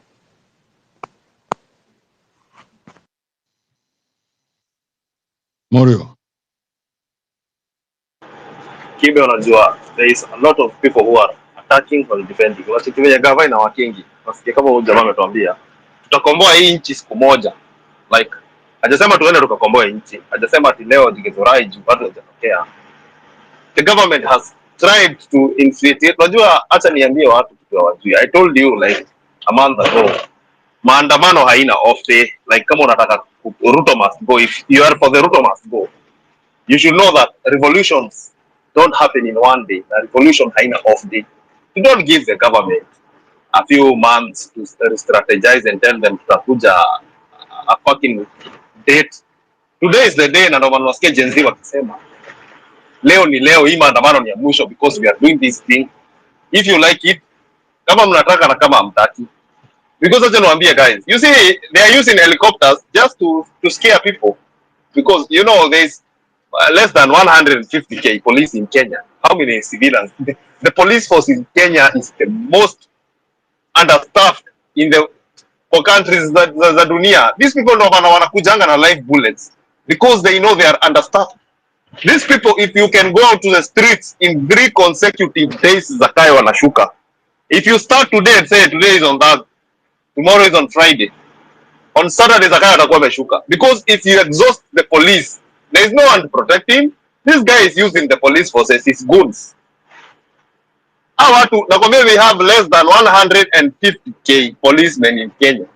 We are over 50 million ama sijui Gen Z. Gen Z sijui tuko wangapi. But if we stay in the streets for 3 days, cat and mouse games, the police force will be under immense pressure. Ndio maana wanakujanga kushoot watu. They go to Githurai at night, they follow people, they sell that fear because they know they cannot manage the situation. They already fucked up. Stop losing hope. Stop saying that tutakomboa nchi siku moja. This thing is a 3-day affair only. Hatufanyi maandamano ingine. This is the only one we have to do. We don't have to plan, we go re-strategize, do anything. Why are you going to re-strategize to do what?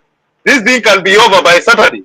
By Saturday tunakuwa hapa kwa space. Tunafaa kuwa hapa kwa space Tukiuliza Kibe, unaona aje nisimame gavana Machakos? Unaweza ongea Kikamba? Na hakuna hiyo ndio shida ambayo kwa tukidu, because this thing inafaa kuisha today. The police force in Kenya is the most useless in the whole world. That's why they come guns blazing, because they know they are selling fear. They cannot kill all of.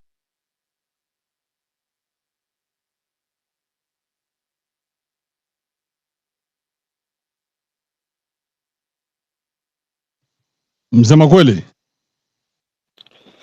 Yeah, so I'm here to encourage UN, comrade. I spent some years in UN, and what is happening there is not new. During our time when I was there, the same thing used to happen. However, there was always two camps. There was those leaders who used to go get paid, and us guys who are determined to get more ego would be out on the streets, would be chapadrungus, would be tear gassed, would be whatever, would be flushed out of college. Those guys would come to the streets, and there was this group of at UN and other colleges who would be like very anti whatever what was going on, because they were concerned the college would be closed na nini vitu kaa hizo. So that's not new. That did not deter us from the people who are committed to change, to being out protesting. All right, we'll go home, we'll be whatever by our payrolls, like what the heck are you guys doing? But eventually more left. So the reason why I'm saying this, there's gonna be people who are committed to what we're fighting for. What we're fighting for is the right thing. It's very simple. We got thugs in Gava. Simple as that. Thugs. These people, we care too much about the law. They don't give a shit about the law. So, but it's not right. So we know what is the right thing. And unfortunately, it has to take time, and it has to take persistence, and it has to take heart. And we just have to deal with these people who get paid on whatever it is and all that. There's got to be a group of people who are committed to see this through, whether it takes a day, week, months, or years, whatever it takes for the right thing to happen. So I just wanted to encourage UN comrade, please pass on to your other comrades who are on your side, who are on the streets right now, that absolutely, don't worry about these people. There's always going to be these versatilities. They've always been there. But these are the people who have agreed that they want to be shafted for the rest of their lives. They never want to stand up and do the right thing. There's always going to be that group of people. So that group of people will always exist. Just like we said, whether it's those guys who used to, whatever with were colonies, whether it's these guys who are getting paid to go now for kamukunjis over there to UN while others are on the streets, those people will always be there. But we got to march on. We got to do what we got to do, because we're fighting for the right thing. We have a rogue, lawless Gava. They don't care about the law. We gotta regroup, figure out what's next, figure out what they're doing, how to keep going and win. We're winning, and we will win. Thank you.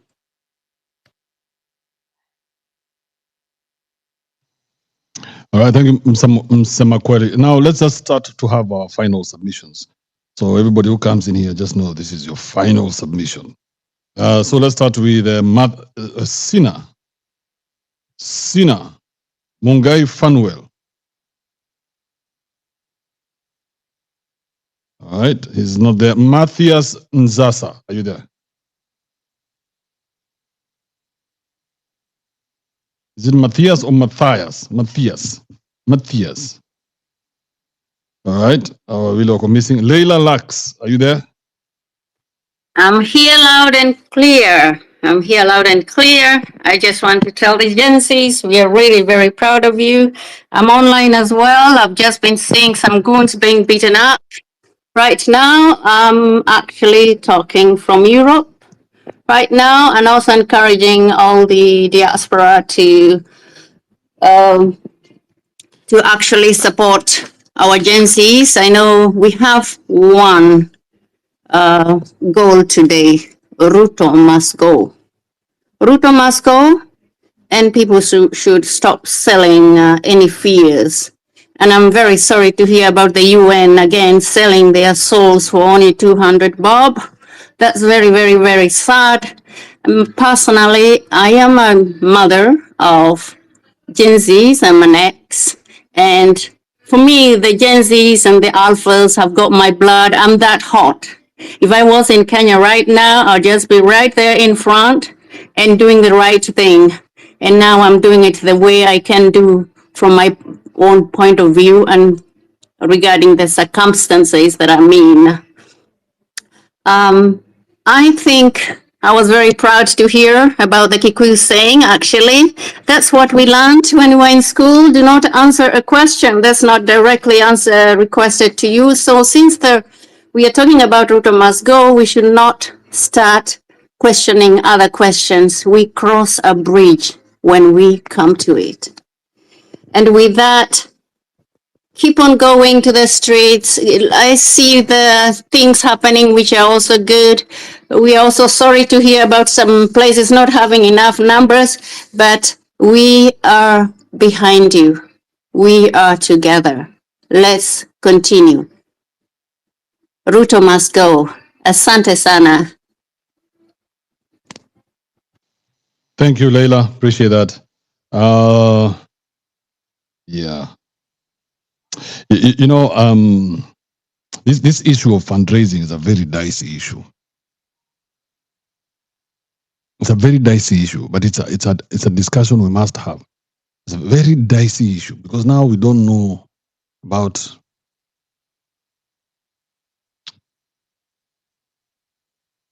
It's dicey. It's dicey.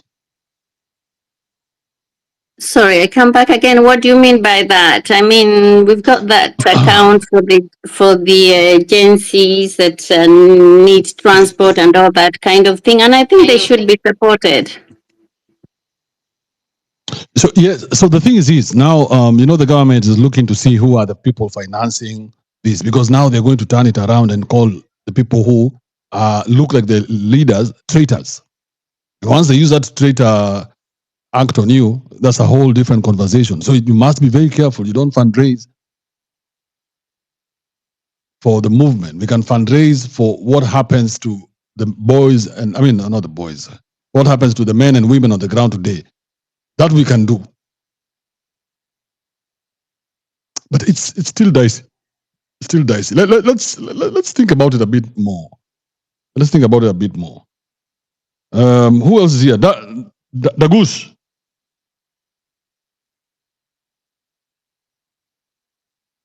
Dagus, are you still here? Yeah, I'm here, Kibe. Yeah, go ahead. Give me your submission. Thank you, Leila. Hey, Kibe. Endelea Jo, unasemaje?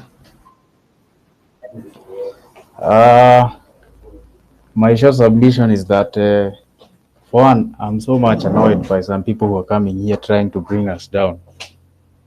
And, or Kibe, you can first give to Leila, I'll get back. Just a little bit. I have something here that have come up. All right, blasphemy. Are you there?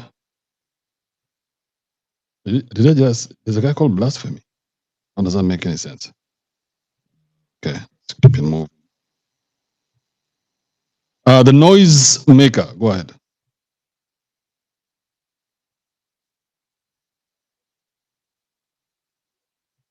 Na kama mtu yuko kwa ground aniambie nimweke hapa haraka haraka tusikie what is happening on the ground before we close this up. I am very interested to know what's going on wherever you are.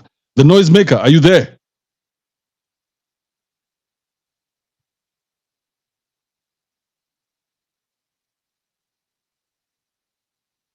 People who request and then don't speak, they need to be taken out and shot in the head. Let's get rid of these people for from this world for good. Wambogo Githaiga, are you there?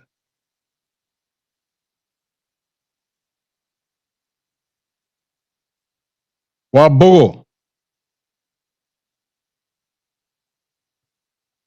All right, these are the people I'm talking about. Frank Ke, go ahead.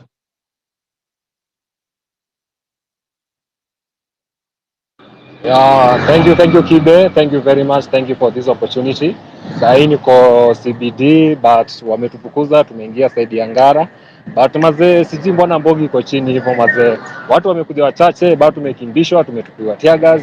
But sijui kama Mbogi inatokea saa 8, saa 9, I don't know. So mali wenye wako mazee, wakuje mazee, tuko wengi bado. Bado tuko tao. Hata nimetupa kwa comment hapo mazee.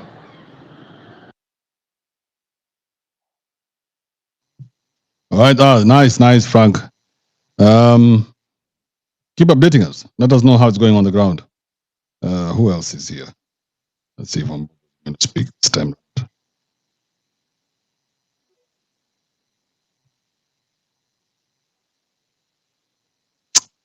It would be it would be. I look at all the moves that Akina Raila and Kalonzo made along the way, and all the mistakes.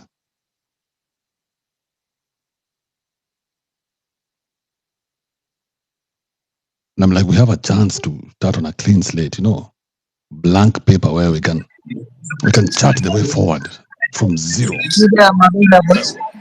Yes, go ahead, Wambogo. I was waiting for you. Yes, thank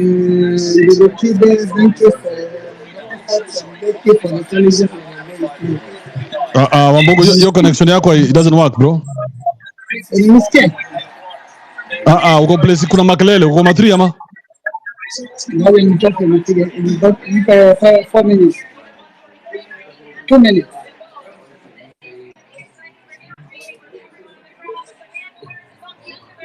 Get your connection right before you jump in here and there's punitics. Okay, Bondo, are you there?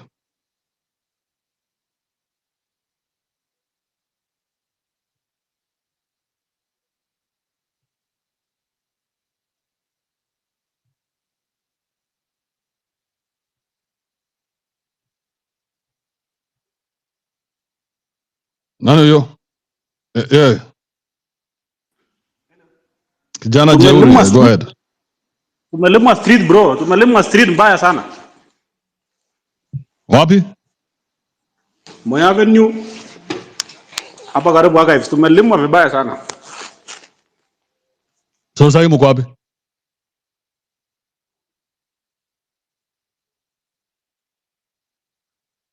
Hey. Anonymous.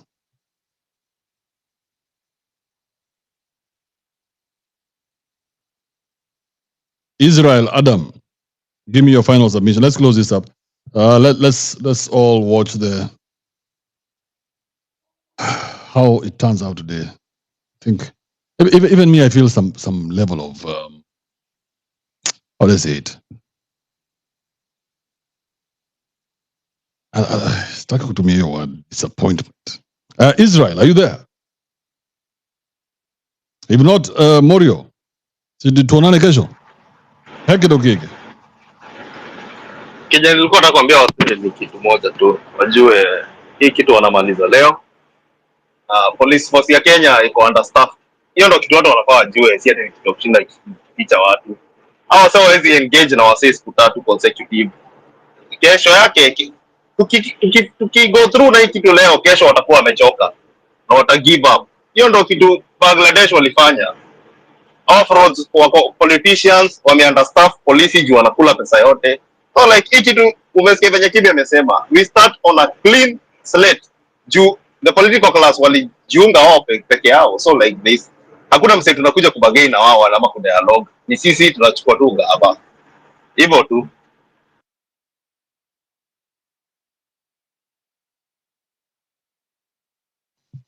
Thank you, Morio. Thank you for being the energy of this show today.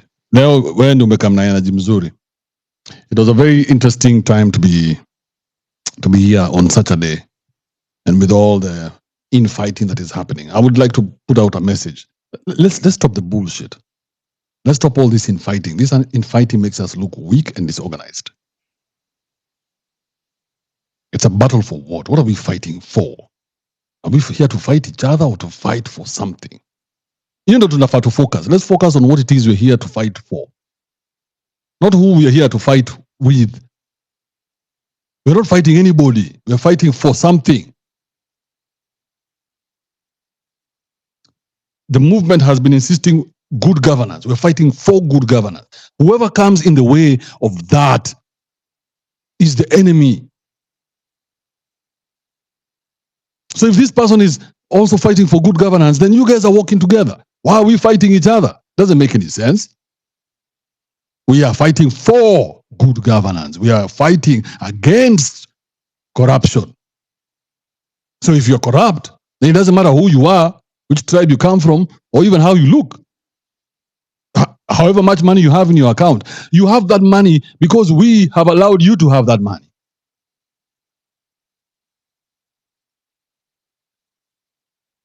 And it sounds very weird, but that's the truth.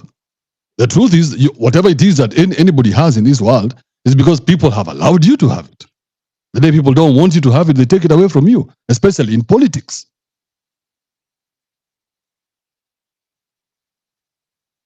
So whatever it is that we have right now is the fight. We start fighting each other, we lose. Bro, there's a documentary I was watching where a lion had just put down, I think, a buffalo or an antelope, one of those big ones. And some hyenas came and started fighting the lion because they wanted the antelope. So the hyenas and the lion started fighting. But remember, the antelope was a big one. So it had not died. It was in the process of dying. But when the lion started fighting the hyena, the antelope did not even run away. It just stood up slowly and walked. The hyena and the lion didn't get anything. The hyena and the lion did get anything. Today I hear, and I don't know how true that is, somebody can confirm, but Francis Gaido was arrested yesterday.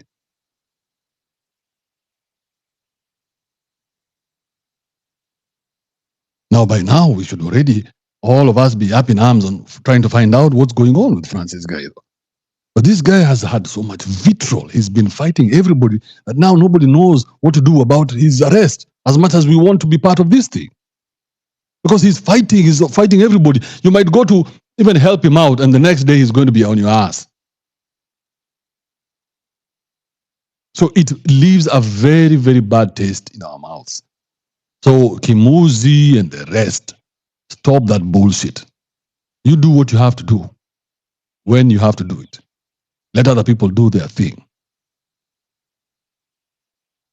Okay? You do what you have to do. Let other people do their thing. That's the only way this thing works. I have to be on the streets because I want to be on the streets, not because you told me to be on the streets. It works because I want to be on the streets. I will do whatever it takes to be on the streets. That's what people are doing. So the people who it means that much to you, you go to the streets. The rest, you do what you have to do because it is your prerogative. That's the only way it works. It works better that way because then you can put your whole heart and soul and your resources behind your decision. But when I'm coming to the streets because of you, then I'll ask you for fare. This movement should not have anybody being given fare. Fare to go do what? Nobody should fundraise for your fare. We can fundraise if something happens to you, but you getting yourself there, that should be a very individual thing that you have purposed in your heart. That this is what I want to do. And I'm going to leave my house at this time and be in town at this time. And this is what I want to see. People of like mind. That's the only way you can turn this thing around. Otherwise, all this infighting here, we look like women. The opposition must be laughing at us, wondering, oh shit, we don't even need to do anything to these guys. They'll finish themselves off one after the other. You can see we're already doing that. Imagine Kimuzi putting up a tweet saying, report Kibe's space. You tell me if that's not crabs in a bucket mentality. So the people who are being looked up to for direction are fighting. We sound so weak. We look like losers. Let's not go down that road. It's a very disgusting road. And then what we're going to do, we're going to let down our Gen Alphas, and then our Gen Alphas are going to ban us. Bro, if Gen Z fuck this up, Gen Alpha will ban this country. You can take that to whichever bank you bank with. If we don't get it right, if we keep on going on down this road, tutapoteza hii movement kabisa. Na hii movement, by the way, is still a very strong movement. I want to encourage you. It is still a very strong movement. It's the best movement I've seen in my lifetime. Forget what Agina Rao had. That was nothing. This movement tops that one. Why? Because it is easy to bring people together. And these people are of like mind. Anything else is a lie from the devil. With that being said, do enjoy yourself. Have a good day. I will leave you with a nice song. This was a nice song. I used to like this song. It was a song that commemorates a day like today. Because for us, I feel we need some redemption. This was a Bob Marley song and the Wailers. It's called Redemption Song, a very nice song. It's very timely. Do enjoy yourself. Have a nice day. If anything happens, I shall open up a space and we shall report to one another. All right? Monday to Friday, only on AndrewKibeRadio.live. Wake your punk ass up.